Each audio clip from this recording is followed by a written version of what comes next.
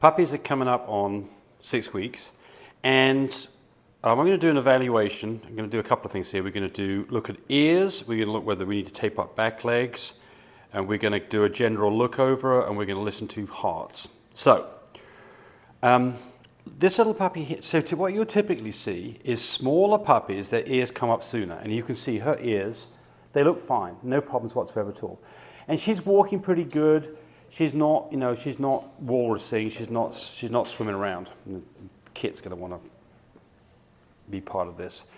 Okay, then you can see he has one ear up, and just drop back down. His ears are starting to pop up, his ears are not popping up. He is the biggest boy, and I'm going to tape his ears up. So we can tape his ears up. I don't think, they're all walking pretty good. I really don't think that I need to be taping their back legs up. However, I am going to tape back legs up just so you can see how to do it. But certainly, he needs to have his ears taped up because it'll bring his ears up quicker. He'd probably be okay without doing it, but hey, let's not muck around. Let's just get it done. So let's get this puppy up on the table and we'll take a closer look. What are we going to do here? Well, let's start by listening to heart. Now, these are the kind of things that you'd like to find out. If there's a problem, it's nothing like finding out this early because you don't want to have this puppy adopted and find out that there's some kind of heart condition. So I've got a video on heart murmurs. They're graded between 1 and 6. 1 and 2s typically go away. 3s and above are concerned. 6s are really bad shape. So I'm not going to go into any great detail, but I'm just going to talk about what I'm going to do here and what I'm hearing. So here we go.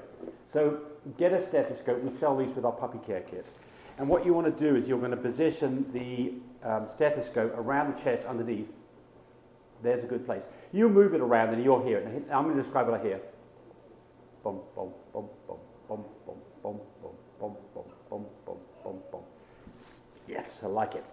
What I don't want to hear is a bub wish, bub wish, bub wish dum, bub wish dum, bub wish dum. I don't want to hear any kind of washing machine sounds between the beats. I want to hear a lub dub with nothing between it. And that's what I'm hearing right here. So I'm good. Now we're going to listen to the other puppies here in a bit. You're not going to see that on camera, but I want to make sure. I don't want to go to the vet 4 days before these puppies are leaving and the vet to say to me, hey, this dog's got a heart murmur. Because if it does, I need to address that and then find out what we're going to do. Is it bad enough that it's going to be a problem? Do we keep the puppy a little bit longer to see if it gets over it? So that you don't want to, like I say, be in a situation where somebody has fallen in love with your puppy and now you've got to call them up and say your puppy's got a problem. So just because you don't know what it sounds like, you can compare this with your other dogs. It's unlikely that you'd be in a situation where you had a whole litter of dogs and they all had heart murmurs. I've never seen that happen. How often do you see a heart murmur? For us, I don't know, maybe 1 in 20 puppies have a heart murmur, something like that. So it does happen. But again, to know what's going on early is the best way to be able to decide what the outcome is going to be for this puppy, whether it's going to be a pet, whether it's got real problems, whether it needs medication, so on and so forth. Okay, so so now the next thing with this puppy is you can see these ears. I want these ears to be standing up like this. They're getting there. You can see there's a bit of a bend happening. They're starting to come up. But I'm just going to help this puppy a little bit. How would you do that? Tape. This tape's a little wide. What tape do you need? We like this white tape. You could use electrical tape. There's nothing special about this. So we're just going to take some of this off, and I'm going to cut it in two because it's a bit big. Yeah, honestly, I could probably. We're just going to try this whole thing. I think I got a bit much there. Let's just try this. And this is, look, if it's not perfect, don't worry about it, because guess what? You're going to put this tape on these puppies' ears. The other puppies are going to get hold of it. Mum's going to get hold of it. It's not going to be on for 4 or 5 hours before it's been taken off by the other puppies, and you're going to have to retape it. So people ask me and say, how long should you tape puppies' ears up for? As long as it takes for the ears to stand up. If you start early, it'll happen quickly. If you start late, it may never come up. So here we go. So what you're going to do is you're going to take the ear and you're going to fold it like a little taco like that. And the idea is to put some tape around it so that basically the two margins of the ear stay together. I've got a little bit too much tape here, but it's going to be okay. We're just going to leave it on there. There it is. One done. That's it. It's as simple as that. Let's do the other ear. So again, I've got a little bit more tape than I need in terms of length, but we're just going to cut this back a little bit. It's probably more sensible. Here comes the next ear. So put the margin together, start on one side. Yeah, good little puppy. Start like that, wrap it around. And I could have had a little bit more tape on that one, but it'll still work. There it is. That's what we're going to do. You'd be surprised how quickly this works. So I'm going to guess that probably in a few days, this puppy's ears will be up and I won't have to do this anymore. But again, I'm going to put them with mum and the babies. They're going to check out the ears. They're going to get pulled off. They won't hurt the puppy.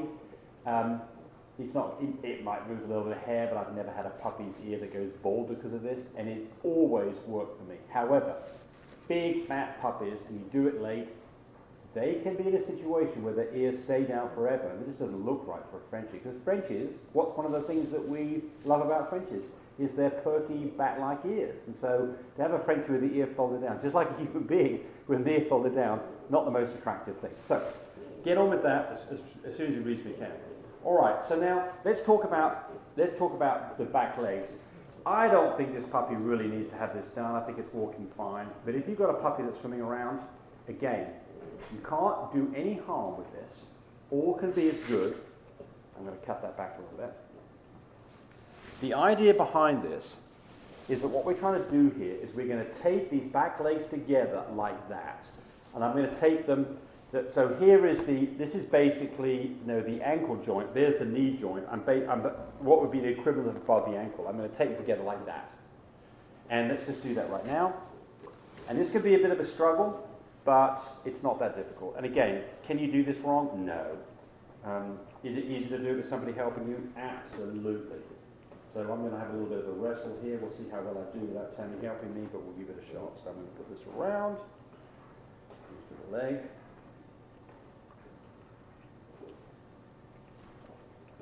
Oh, I'm not doing a very good job here.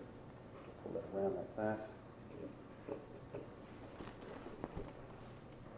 Move back the other way. He's peeing on me. There we go. All right. There it is. Now, I'm not going to leave this on, but that's the technique. What you're doing here is this puppy, if it was swimming around, this puppy would be forced to get up on its legs by putting its legs in. His legs won't go apart. He can't swim anymore. So that's the technique. I've got other videos that show you how to do this a lot neater than how I did it here, but that's the idea. You're taping the back legs together with about a finger's distance between them. How long do you leave it on for? For as long as it takes for the puppy to be walking around properly. That's it. If you don't do this, what can happen is the puppy develops a flat chest. Its chest is noticeably flat. If you've got a flat chest when the puppy is a couple of weeks old and it's first walking around and you do this, typically you overcome the problem of a future flat chest. What's the problem with a flat chest?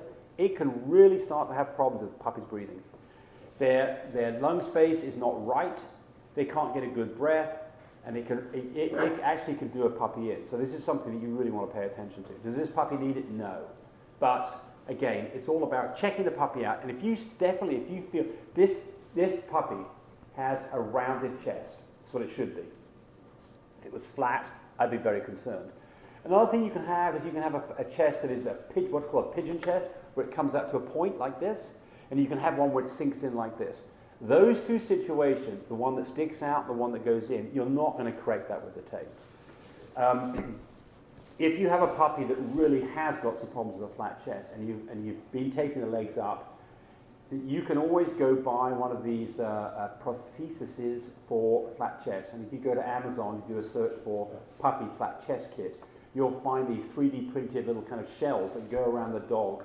And I've got videos on this that will help a dog out immensely. But again, how often do you need that? I've never actually had to use that.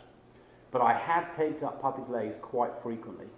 Typically, it's the big fat puppies that are swimming around, small litters, lots of milk, where those puppies can have what's called swimmer syndrome, and they need some help. But this guy, let's just look at him. What do you think?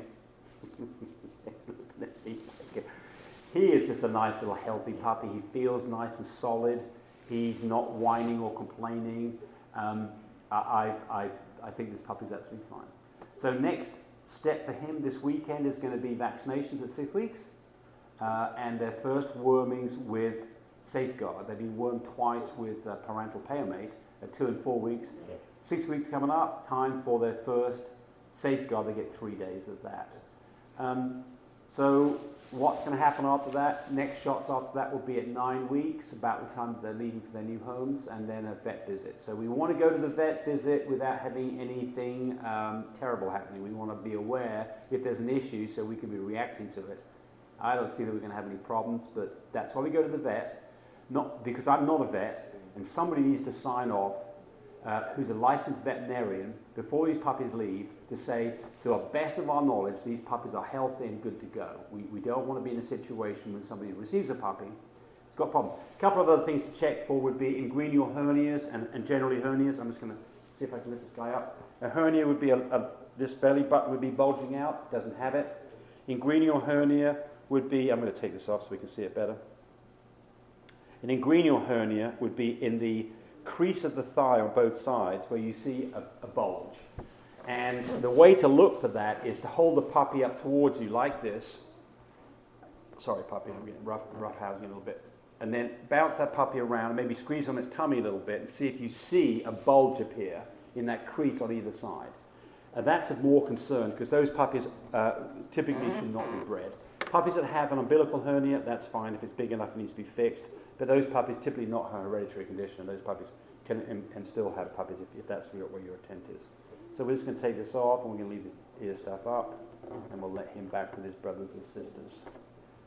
So we're going to do that, and we're going to take one of the other guys up because his ears are a bit floppy as well. So let's put this puppy back with Mum. Say goodbye. This puppy's available, by the way. Beautiful little puppy. This is a kit baby. This puppy carries blue, Coco, testable chocolate. So he can produce fawns, blues, cocos, rojos, new shades, lilacs, can all be produced from this little boy right here. I think it's a very pretty puppy. Nice open ears, nice round face. Healthy, happy little puppy. All right, next. So we're going to take these ears up to hold them up like that. And I bet you it works even quicker with this little guy. So again, we'll take some tape. About that much. Remember, if you don't have this kind of tape, you can use some electrical tape, be fine. Cut that in two. It's about the right length. Then put the ear margins together, and then we're going to tape around it so it comes back over and back on itself. And that was about right. That looks really good. And then the other ear, easy to do. No reason. I see people say, oh, well, they look cute with floppy ears. That might be so, but it's not what you want to see in a French Bulldog, in my opinion. You definitely, if you have floppy ears, there'll be people who are not interested in getting one of your puppies. So it's totally harmless. Can't do it wrong. It's not too tight. It's going to stop circulation. That's it. Just such an easy thing to do. So again, if your puppies are 4 or 5 weeks and their ears aren't coming up, then help them out a little bit because you'd be surprised how quickly this fixes it. So there we go. Hope you enjoyed the video. We enjoyed doing it. Bye. While we're here, let's see how you sound.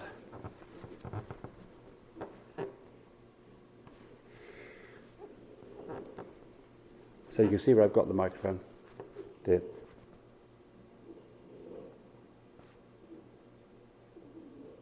Ba-bump, ba-bump, ba-bump, ba-bump, ba-bump, ba-bump. No swishing noises in between.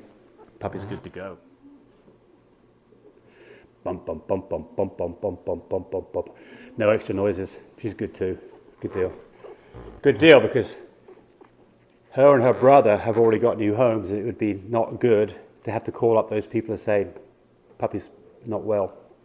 But this puppy, she's well, aren't you? Little pretty little thing.